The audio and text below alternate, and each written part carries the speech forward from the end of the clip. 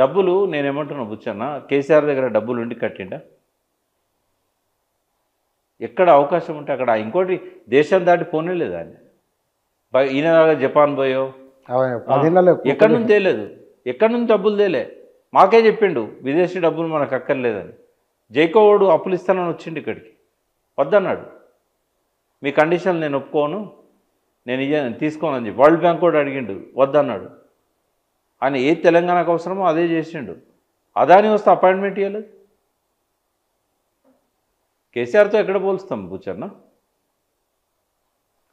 అవగాహన పెంచుకుంటే మంచి ముఖ్యమంత్రి అంటారు, అభినందనలు చెప్తారు. మాకేం దూరపోడు కాదు రేవంత్ రెడ్డి, చాలా దగ్గర మిత్రుడే. కానీ ఇటువంటి కాళేశ్వరం కూలేశ్వరం అంటే నా సొంత తమ్ముడు అన్నా కూడా నేను స్పేర్ చేయాలి. అవగాహన తెచ్చుకొని మాట్లాడాలి. ఒక 3 బ్యారేజీల మీదనే 1,02,000 కోట్లు ఖర్చు పెట్టిండు కేసీఆర్.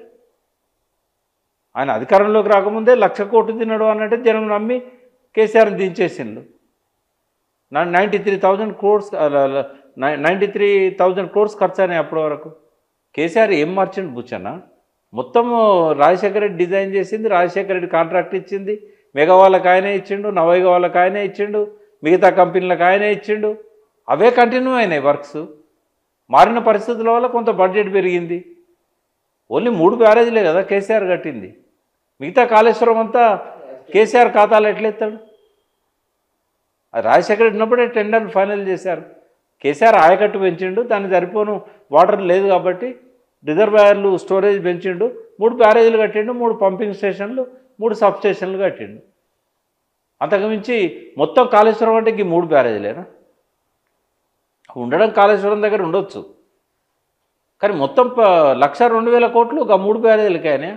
ఈ విషయంలో ప్రభుత్వం మంత్రి కూడా మీకు స్నేహితులే, సమితి శాఖ మంత్రి కూడా. ముఖ్యమంత్రికి మంత్రికి ఇద్దరికి మీరు సూచన ఒక మిత్రునిగా, ఫస్ట్ కాళేశ్వరానికి అగెనిస్ట్గా మాట్లాడడం మానుకోండి. ఎందుకంటే కాళేశ్వరం కేసీఆర్ ఆస్తి కాదు. కేసీఆర్కు మాత్రమే నీళ్ళు ఇచ్చే కాలువలు లేవు కాళేశ్వరంలో. కాళేశ్వరం అంటే 3 బ్యారేజీలు కాదు. ఒకసారి టూర్ వేసుకోండి, కాళేశ్వరం ఎక్కడ మొదలవుతుంది, ఎక్కడ వస్తుంది. కాళేశ్వరం వేస్ట్ అయితే నీ మంత్రి పోయి పూజలు ఎందుకు చేస్తాడు? మల్లన్న సాగర్ దగ్గర నీళ్ళు ఎందుకు ఇస్తాడు? హైదరాబాద్కు మంచినీళ్ళకి ఎందుకు ఇస్తున్నారు? మల్లన్న సాగర్ కానీ కాళేశ్వరం కానీ అన్నీ కూడా తెలంగాణకు ఒక వెన్నెముక. ఫస్ట్ దాని విశ్వరూపం అర్థం చేసుకోండి. అది రైతులకు ఎంత ఉపయోగపడుతుందో అర్థం చేసుకోండి. కష్టపడైనా సత్వరమే దాన్ని పూర్తి చేయండి. అటు ఎన్డీఎస్ఏ వాళ్ళు చెప్పింది ఏమున్నదో ఆ నిపుణులను అపాయింట్ చేయండి. కారణాలు తర్వాత మీరు తెలుసుకుందరు కానీ, శిక్షలు తర్వాత ఎద్దురు కానీ. పీసీ ఘోష్ కమిషన్ రిపోర్ట్ ఇచ్చినాక మీరు శిక్షలు వేసుకోండి, ఎవరు వద్దంటలేరు. కాళేశ్వరంలో అవినీతి ఉంటే పట్టుకోండి, పట్టుకొని ఆ దోషులను శిక్షించండి, కానీ రైతులకు నిలియండి. కాళేశ్వరం కూలేశ్వరం అనే ఇంకొకసారి మాట్లాడితే మేము రైతులకు పిలిపియాల్సి వస్తుంది. కాళేశ్వరాన్ని అవమానపరిచే విధంగా మాట్లాడితే, కూలేశ్వరం లాంటి మాటలు మాట్లాడితే అది ఎవ్వడు మాట్లాడినా కూడా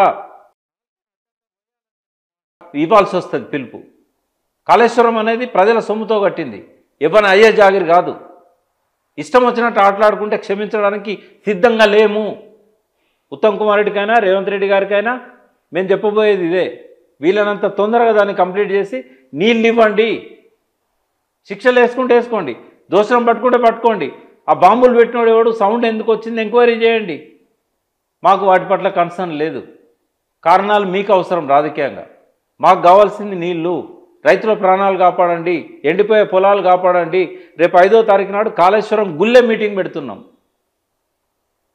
ఎమ్మెల్యే మాజీ మంత్రి ఈశ్వర్ గారు, అక్కడున్న స్థానిక శాసనసభ్యుడు మధు గారు, మంత్రిని పుట్టమధు గారు, మేమందరం కలిసి కాళేశ్వరం గుళ్ళెనే మీటింగ్ పెడుతున్నాం.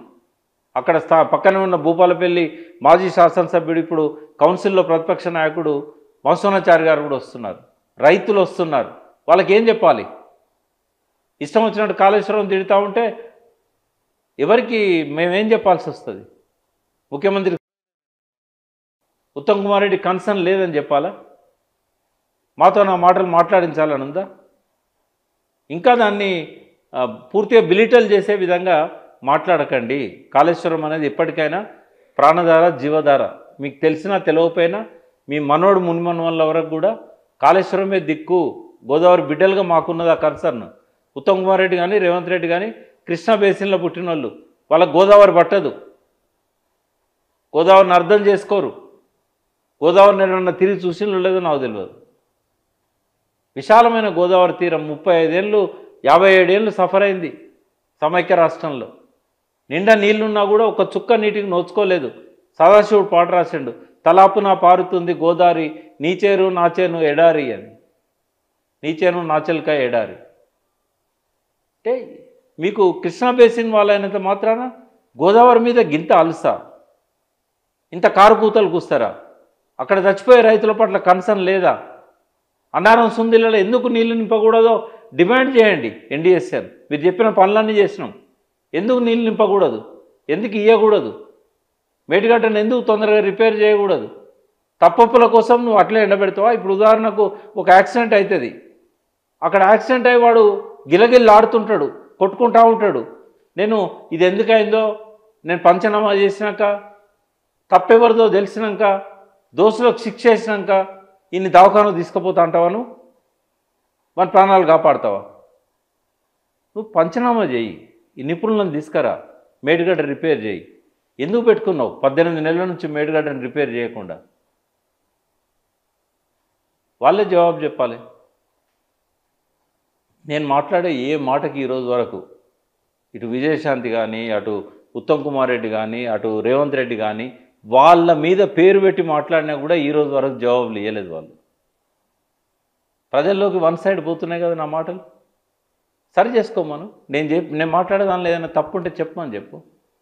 రీడిజైనింగ్ తప్పని తుమ్మలతో చెప్పియండి, ఉత్తమ్ కుమార్ రెడ్డితో చెప్పియండి ఎక్కడ రీడిజైనింగ్ తప్పైందో. ఊరికే అంటే కాదు కదా. ఒక్కటి పుచ్చన్న, దాదాపు 11.5 సంవత్సరాల నుంచి కేసీఆర్ అవినీతి పడడం చెప్తున్నారు. ₹1 అవినీతిని పట్టుకున్నారా? పట్టుకుంటే నేను సంతోషిస్తాను. ₹1 ఇక్కడ 2 ఉంటాయి. ఆయన అవినీతి పడు కాకుండానే పోవాలి, లేకపోతే వీళ్ళు అబద్ధాలన్నా ఆడి ఉండాలి. నరేంద్ర మోడీ పట్టుకున్నాడా? నరేంద్ర మోడీ జీవితంలో కేసీఆర్ అన్నన్ని మాటలు నరేంద్ర మోడీని ఆయన జీవితంలో ఎవరు అనలేదు. భవిష్యత్తులో ఎవరు అన్నారు? పట్టుకున్నాడా? ఒక్క పార్లమెంట్లో ఉత్తమ్ కుమార్ రెడ్డి డాడీ కాళేశ్వరం మీద అడిగితేనే ₹1 అవినీతి జరగలేదని షెకావత్ అన్నాడు. అప్పటితో నేను నోరులు మోయాలి కదా. నువ్వు ఎందుకు పట్టుకుంటలేవు? నిజంగానే అవినీతి ఉంటే ఎందుకు పట్టుకుంటలేవు? పట్టుకోలేనప్పుడు అనక మాట అనకు. ప్రభుత్వం అంటే బాధ్యతాయుతంగా ఉండాలి. ఏది మాట్లాడినా జవాబుదారితనం ఉండాలి. అడ్డగోలుగా అసెంబ్లీలో ఎమ్మెల్యేలు అందరినీ గొర్రెలు అనుకుంటుండా? ఎన్నిసార్లు అబద్ధాలు చెప్పిండు? కళ్ళ ముందు రిపోర్ట్ పెట్టుకొని సగం చదవకుండా ఇంజనీర్లు అంతా మేడిగడ్డ వద్దన్నారని చెప్తాడు ఈ ముఖ్యమంత్రి. నా జీవితంలో ఇటువంటి ముఖ్యమంత్రిని చూడలేదు, భవిష్యత్ జీవితంలో మళ్ళీ చూడకపోను. చరిత్రలో ఎప్పటికీ మిగిలిపోతాడు రేవంత్ రెడ్డి. నాకు చిన్నప్పుడు 6వ తరగతిలోనేమో కనకపు సింహాసనమున్న శునకమును కూర్చుండబెట్టిన అంటే నాకు అనుమానం వచ్చేది, అరే బంగారుకే సింహాసనం మీద కుక్కని ఎట్లా కూర్చోబెడతారు అని. కానీ దానికి ఇన్నేళ్ల తర్వాత జవాబు దొరికింది కూర్చొని. చాలా తీవ్రత ఉంది. ఎందుకు ఏమైనా చేసుకొని రెడీగా ఉన్నా నేను జైలు పోవడానికి. ఈ ప్రజల కోసం ఏదైనా చేయడానికి సిద్ధంగా ఉన్నాం. మేము అడవికి పోయినప్పుడల్లా మళ్ళీ తిరిగి వస్తామని అనుకునేటోళ్ళం కాదు. 100 సార్లు పోయినా నేను నక్సలైట్ల పంచాయతీలు పరిష్కారం చేయడానికి, అదేవిధంగా నక్సలైట్ల ప్రజలకు మధ్యలో వచ్చిన గొడవలను పరిష్కారం చేయడానికి, లీగల్ మ్యాటర్స్లలో వాళ్ళకి సలహాలు ఇవ్వడానికి, జనజీవన స్రవంతిలోకి రమ్మని చెప్పి పిలవడానికి, అజ్ఞానంతో ఉండకండ్రా బాబు మీరు నాలెడ్జ్ పెంచుకోండి అని చెప్పడానికి, ఆదివాసీలకు మీ వల్ల చాలా నష్టం జరుగుతుందని చెప్పడానికి. ఏం ఆశించిపోయినాం అడవులకి? విప్లవం వస్తుందని చెప్పి నమ్మిన వాళ్ళం, విప్లవం కోసం అన్ని సర్వస్వం త్యాగం చేయాలనుకున్న వాళ్ళం. మాకేం భయం ఉంటుంది? ప్రాణభయం లేదు. వీళ్ళేదో జైల్లో పెడితే మాకేదో పోద్ది అన్నది లేదు. ఈ బహిరంగ జైల్లో ఉండే బదులు ఆ 4 గోడల మధ్యలో ఉండడమే బెటర్ అనిపిస్తూ ఉంది. ఈ ఎమోషన్స్ ఉండవు, సెల్ ఫోన్ ఉండదు, మాటికి మీరు పిలిస్తే వచ్చి ఈ ఎమోషన్స్ అన్ని అవుట్ బర్స్ట్ కావాల్సిన అవసరం లేదు. ప్రశాంతంగా ఒక సిస్టమేటిక్ జీవితం ఉంటుంది ఆ జైల్లో. నాకెందుకో దురదృష్టం, నేను ఎన్ని ఉద్యమాలలో ఉన్నా ఒక్కనాడు కూడా నాకు జైల్లో గడిపే అవకాశం రాలేదు. జైలు చూడడానికి పోయినా కానీ జైల్లో గడిపే అవకాశం నాకు రాలేదు. మరి రేవంత్ రెడ్డి పుణ్యమా అని ఇప్పుడేమన్నా జైలు పంపితే సంతోషిస్తా. ఈ బీపీ షుగర్లు తగ్గించుకుంటాడు పోయి.